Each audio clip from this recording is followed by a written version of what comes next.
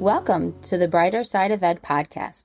I am your host, Dr. Lisa Richardson Hassler, here to enlighten and brighten the classrooms in America through focused conversation on important topics in education. In each episode, I discuss problems we as teachers and parents are facing and what people are doing in their communities to fix it. What are the variables and how do we duplicate it to maximize student outcomes? In this episode, I focus on culture as a variable.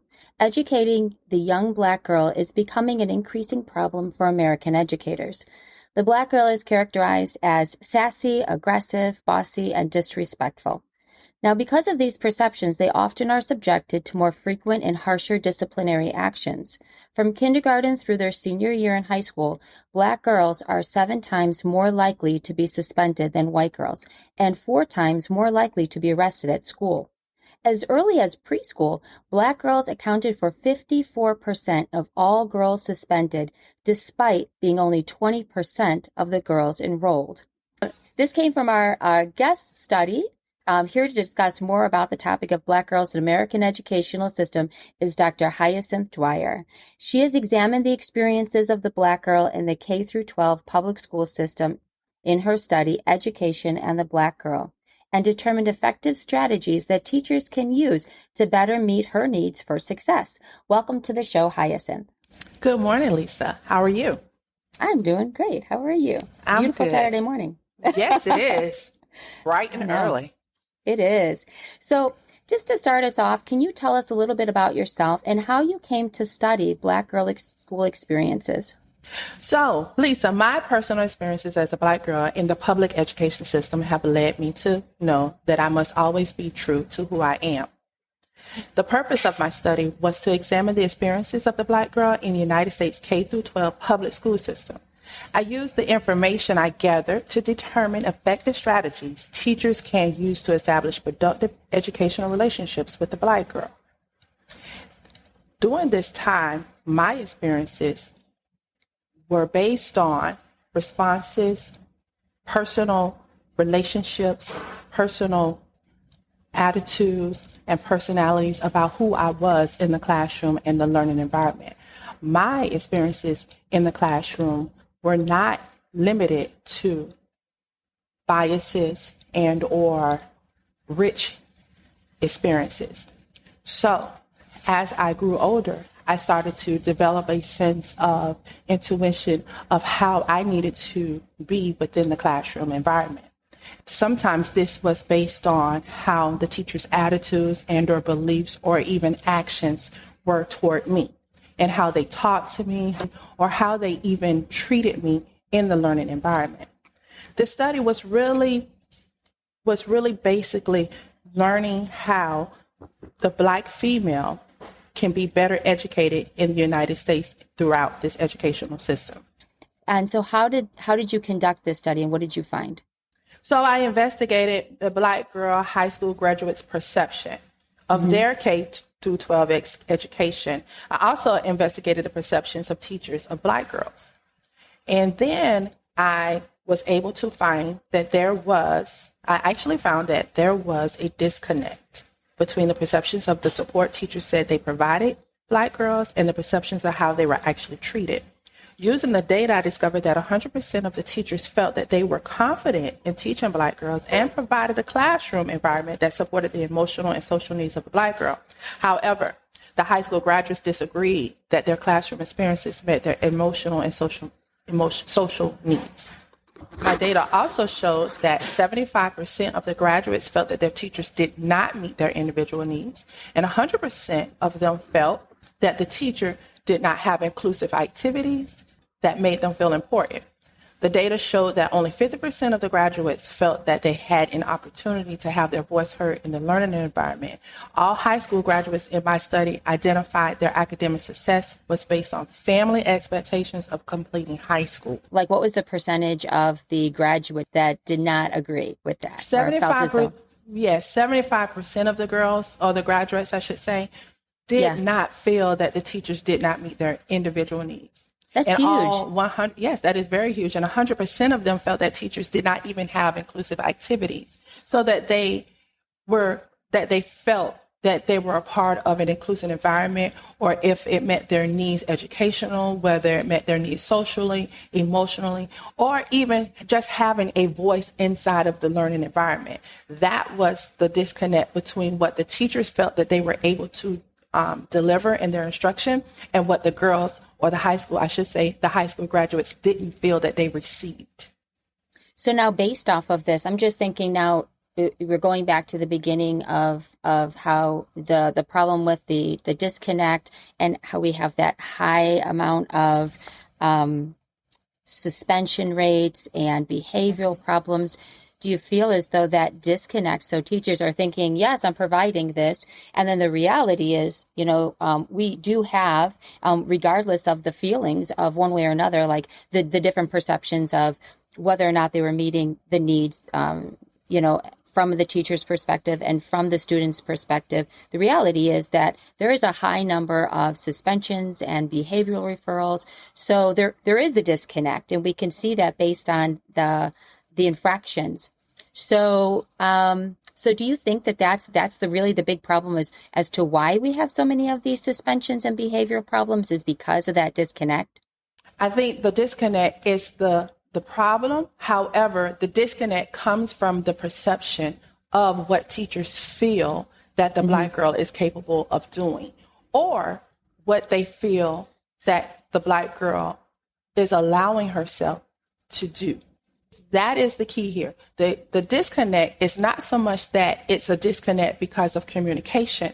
I feel that throughout this study, I was able to see it mirror my own personal experiences of perception of what the teacher felt that I was able to do. So we both know that in learning environments, teachers' perceptions of what their students can do, or the perception of what their children bring to the classroom, we actually act upon that. Now, that may be sometimes a personal bias, that may sometimes be something that is unknown. Sometimes that just may be a thought, or even something that was told to us prior to us receiving students, because we both know in learning environments, when we receive students, we kind of go get the bike stories of students. And sometimes that may tend to distort our thought process about what our students are capable of. However, for the Black girl, perceptions sometimes diminish her capability, or even diminish her ability to be a part in an inclusive environment where she feels included, or maybe where even she feels that she can participate or achieve any mastery in these classroom environments. So when we talk about perception of the Black girl, we must first understand the teachers who are in front of them. We must understand the ability and the capability of what the teacher is able to do. And we also must understand what experiences that the teachers bring to teaching Black girls. Because even though we think that we may have an inclusive environment, because as stated before, this study showed that the Black girls who are being taught felt that they were not in an inclusive environment. Right, they were not. And that kind of goes back to, there's always the teacher's expectations. Children live up to a teacher's expectations. If you have high bars for your students and you believe, hey, this is my bar, everyone can do it, I believe that you can do that, children rise to the occasion, they rise to your expectations. And if a teacher comes in with these lower expectations, they're going to meet that low expectation, so I really feel like there's a lot of value to what you're saying, is that we need to be able to have high expectations for all of our students, because whether or not we're saying them verbally, they can feel it and they know what we expect out of them based on, and so that's really important. And that's an important note to take, because as a classroom teacher myself, or an educator of Black girls myself, the first thing that I have to recognize that they are not all alike. They all have a commonality, but they have different needs. And I cannot always group them together and say, oh, all of my Black girls in my classroom they're going to have the same likes, they're going to have the same dislikes, they all have the same attitude, they all have the same personalities. That's what makes Black girls unique. They have different needs that need to be met. And as a Black female myself, and also as a Black educator, I must understand that their needs are not the same as my needs. Their needs weren't the same as my needs when I was in their shoes and when I was in front of the teacher or when the Right. teachers were in front of me. So times have changed. And in the society that we're living in now, the needs of Black girls may have some commonalities, but we need to meet them where they are. And that is what makes an inclusive classroom works. That's what makes an inclusive classroom dynamic. That's what makes an inclusive classroom for the Black girl achievable. Now, you talked a little bit about your experience as being a Black girl in the American educational system, and how your experience is not necessarily going to be the experience of students now, Right. but it did shape and impact you to be able to come to this study. Can you tell us a little bit about, like, what were your experiences that led you to want to study the Black girl in American education system? Well, the first experience was being a Black girl myself, right? Yeah. As my experience is a little different than most young girls that I see today. My experience was that I had that particular mother who believed in the fancy bows and the well-dressed and the white tennis shoes. And, that's the first perception of me, right? So now when you see this little Black girl, she's all cute. Her hair is done. She has the fancy bows. Her socks match her bow. Her socks and her bows match her outfit. She's going to be perceived as this little girl, this cute little girl who's going to come in, who's going to follow directions, who has it all together, who doesn't need anything. She's going to do whatever she's supposed to do, and she's going to perform based on what she looks like. Today, that may look a little different because of the fact that there are times that we also receive students, or even the Black girl, who may not have that fancy bow, who may not have the fancy socks, who may not have the matching shirt with the matching bow and the cute little backpack and the cute little, those things make a difference. However, we must know that although our perception of what we see sometimes distort what we know and what we come to believe, we must know that we have to meet them where they are. And we have to make them feel included in the environment. So experiences and perceptions go hand in hand sometimes. And sometimes, depending on what the teacher knows and what she brings, or he brings, or the educator brings to the environment, it will help determine her path. It will help determine how she is able to, like you said, rise to the standard, rise to that expectation, rise to the occasion, and be able to perform in an environment that accepts her for who she is, not only for who she is, but her voice, her thoughts, her creativity, her ability to express and give her thoughts, and be able to understand how that environment will lead to that achievement.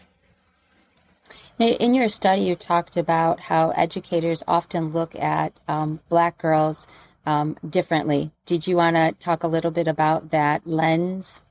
So according to Watson in 2016, who did this study, he also stated that educators often look at Black girls using a deficit lens. They focus on what the girls do not have instead of looking at their strengths. And that's basically what I was talking about in my experience, your perception of who I am and what you see in front of you.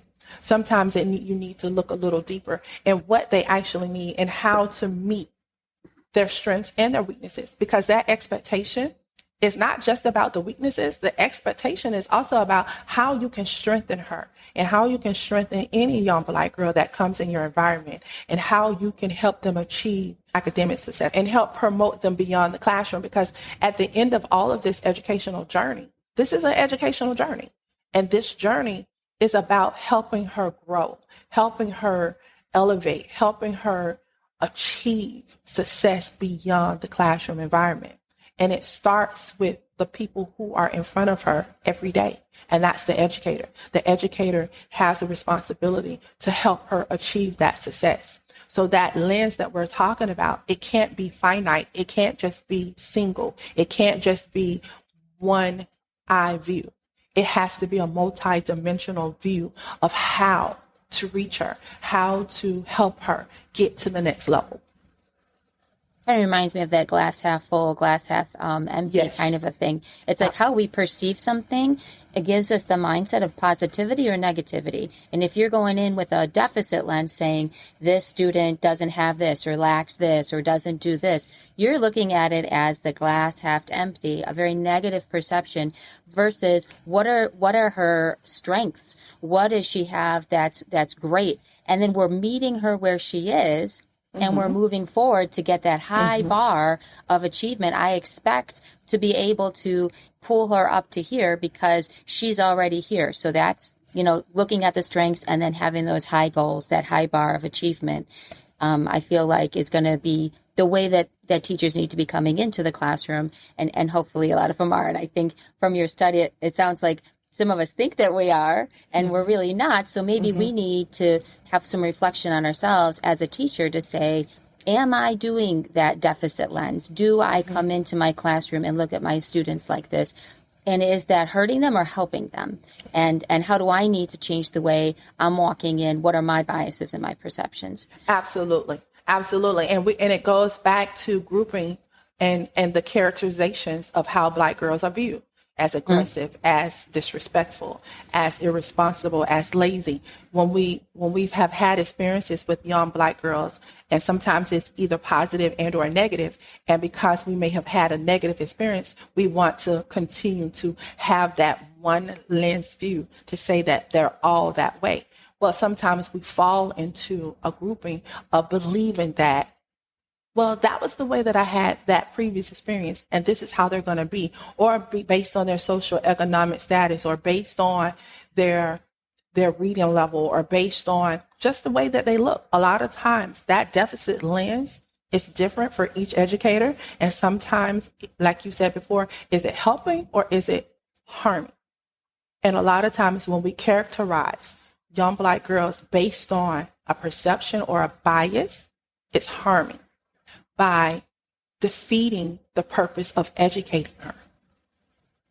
Well, and that kind of goes back to like when you're talking about the research that was showing the high levels of expulsion, the suspension, the coming out of the classroom, even to go talk to the principal because of behavior, or even like dress code infractions that were in your thing, which I was surprised by that.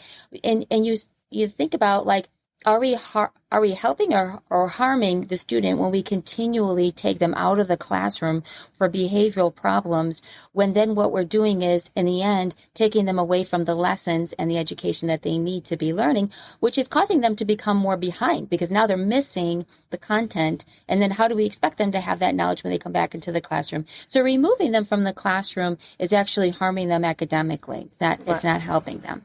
So. And it can also be actually harming them emotionally and socially, because it leads to isolation, it leads to bitterness, it leads to resentment. And then that's where she starts to sometimes develop a sense of aggressiveness, and not necessarily out of a bad way or a good way, but of a survival. She's basically in a survival mode of being defensive because, like you said about a dress code, sometimes those things are subjective. Those are things that can be helped within the classroom setting. If it's something as simple as if she doesn't have a belt in her pants, that's something that can be fixed within the classroom setting. That can be something as simple as she doesn't have on the right shirt. Something that can be simply fixed by either a suggestion of getting the right color shirt, or you providing that shirt, or finding a way to provide her that, or necessarily making a phone call home and making sure that she has the correct shirt on. Whereas if you send her to the office to talk to the principal about something that is beyond her control, she doesn't have any control, as far as what she's able to wear sometimes because she's a young girl, right? However, it starts to develop a sense of she's done something wrong. Right. Something that's beyond her control, she's done something wrong. So she starts to develop this sense of survival within the classroom. And sometimes that leads to those type of characteristic behaviors that looks aggressive, that looks disrespectful, that looks where she's only trying to be a part of a learning environment. Right. And that built up frustration comes out, as we could Right. understand, from any child that's being, that feels as though there's something out of their control. And so, Mhm. but I'm in an environment I can't control. And so it gets very frustrating. And now I'm getting in trouble for it. And I really can't control that part. So, so that it bubbles out in that frustration, which can lead to, like what you were saying, the sassiness or disrespectfulness. And really it Absolutely. stems from a frustration of not being in control of your own environment and being listened to. I think that's really important to have teachers have that bond, that connection, and listening to their students. And like you said, responding in a way that just seems a little bit more conducive to the learning environment where, okay, here's a problem. Let's fix that problem and move on, and not make it as big of a behavioral infraction as it needs to. I mean, you and I have been in positions in the classroom when we know that you can confront a situation, or you can be a partner in solving that. And so how you handle your words and your behavior, as simple as calling someone out in front of their environment. There was one of your studies where you're saying like the teacher had a student call her parents in front of the entire classroom. And those are things that can escalate a situation. Absolutely. Versus just a simple solution that could have been handled privately with a little bit more tact. And just think about if you were that student or that young lady in front of your classroom and you did something that you didn't know was completely wrong, and your teacher called in front of your classmates, in front of your peers, because peer pressure. Now we're talking about peer pressure. We're talking about that social setting, that social environment where she's trying to acclimate herself to become a part of.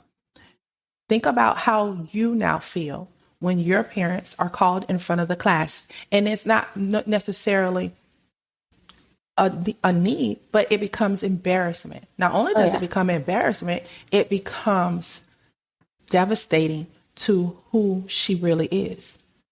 It starts to define that she is a problem in the classroom, because now she's been noticed. She's been recognized as the problem. I had to stop my learning environment.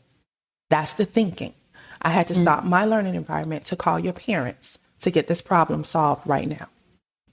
Now you have lost her socially, you have lost her emotionally, and you have lost her academically. So what kind of recommendations do you have for teachers? So I do think that there are some specific recommendations that teachers can follow. I believe that what I decided that I would recommend after doing this research and after, reviewing some of the information, like you said, from the participants in the study, a policy that requires educators to participate in professional development opportunities that will provide them with successful strategies that will let Black girls be successful in her academic journey. The training will focus on understanding Black girls' social and emotional well-being, her behavior response mechanisms, and how to communicate effectively with the Black girl, and how to use culturally responsive instruction materials. That's very important. Though this policy, I also seek to create schools with educators who are competent and committed to embracing culturally relevant instruction as a philosophy and process to establish an inclusive culture way focused on the academic success of the Black girl. I also think I want teachers of Black girls to have an inner sense of understanding the girl power of a Black girl. I want the teachers to know that they have the ability to teach the Black girl to her potential and beyond what the Black girl ever thought she could be. And that goes back to having that inner relationship and that ability to reach her strengths, to promote her and to elevate her beyond her current situation or circumstances so that she can achieve academic success. Yeah. Well, bravo. That definitely, I think that's something that needs to be instilled. And that's just good teaching. That's not even like it would only benefit the Black girl. I think that benefits every student. And Yes. so I think we need to be culturally sensitive, but also focus on what are the needs of the Black girl, because you want to build that connection, because ultimately her success is your success. And so I think we need to understand that we're on the same team here. Where do you see yourself taking this? I had heard that you were talking about a book, maybe a documentary. Well, right now, I'm taking one step at a time, one day at a time, one breath at a time, really, right? Yeah. However, I think because of the ever-changing society and the things that's so global, and media is such a big impression of all of us, because there's so many books about Black girls and how they relate and how they're treated and what we want and our goals and our ambitions and our achievements. I think this deserves a visual story now. And I do think that I want to take this in a documentary where it's the voice of the Black girl and how she's able to tell this story in real time. So my thought process is to take younger girls and give them the opportunity to express how they're feeling now and compare and contrast that to Black women in their professional and educational journey and how that looks as if they're mirroring those same experiences. So that's my thought process now. Not to say that there won't be a book. I do feel that I will get to writing children's books because that's what I really want to do. I want to write children's book because I think we need more visual aids when we talk about cultural instruction.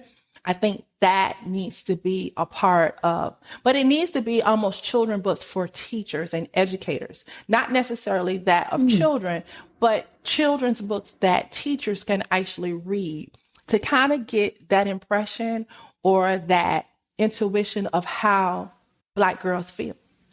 Oh, I like in that. Real time voice, Yeah. So, and that's something that maybe that can be that bridge that you talk about where there's that disconnect, that maybe teachers can be using those books to be more culturally aware and sensitive and bring that culturally sensitive material into the classroom to be more inclusive to the Black girl. So that's exciting. Now, a phrase that you've said before, okay, and I got to ask this. What is Black girl magic? So Black girl magic is the ability to take no and turn it into yes. It is the power of voice. It is the power of knowing that you can do anything that you set your mind to do that you were told that you could not do. Black girl magic is actually a universal language to say, I can do that too. I like it. So before we leave, there's one last question. What advice would you give to a parent of a Black girl currently struggling in her school environment? As a Black woman now, and as a mother, not necessarily of a Black girl, but as a mother, if I had that daughter, I would tell my young Black girl myself, your voice matters and you are important. That's what Black mothers or parents of young Black girls should tell their daughters. They have a voice. It matters. Their expression matters. Their creativity matters. Their imagination matters. Their thoughts matter. Their hearts matters, because it all starts with knowing on the inside and what you believe in your heart that you can do. We're going back to that Black girl magic. Yeah. When you're being told that you can do something, or when you're being told that you have the power to do that, it makes a difference in building her confidence. It makes a difference in building her ability and giving her the inspiration and the courage to try, the courage to express, the courage to achieve, and the courage to fail. Because we all know that everything is not successful. Sometimes you have to fail to be successful at something. Not be afraid to fail and get right back up and do it all over again until you meet that success. I like it. All right. Well, as Evan Winters and Esposito in 2010 explained, I'm taking this from your study, Dr. Dyer, there is a need for more scholarship in the field of education that looks at the educational experiences and schooling processes of African American girls. The education of all children must be an equitable opportunity to ensure that they will be able to achieve their personal best. The Black girl is no exception to that promise. The effectiveness of American education relies upon recognizing that her identity is based on who she is, not what educators perceive her to be. Thank you, Dr. Hyacinth Dyer, for joining me today to talk about this important topic of the Black girl in education and the steps we need to take to improve our schools. If you have a story about what's working in your schools and you'd like to share, please email me at drlisarichardsonhassler@gmail.com or visit my website at www.drlisarhassler.com and send me a message. It is the mission of this podcast to shine light on the good in education so that it spreads, affecting positive change in schools. So let's keep working together to find solutions that focus on our students' success.